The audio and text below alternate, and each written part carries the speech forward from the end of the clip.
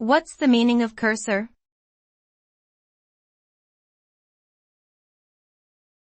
Cursor.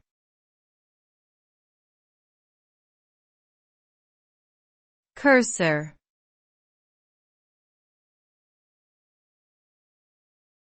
Cursor.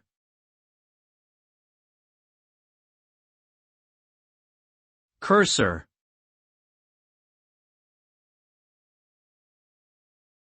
A cursor is a graphical representation of the position and shape of a pointing device, such as a mouse or stylus, on a computer screen.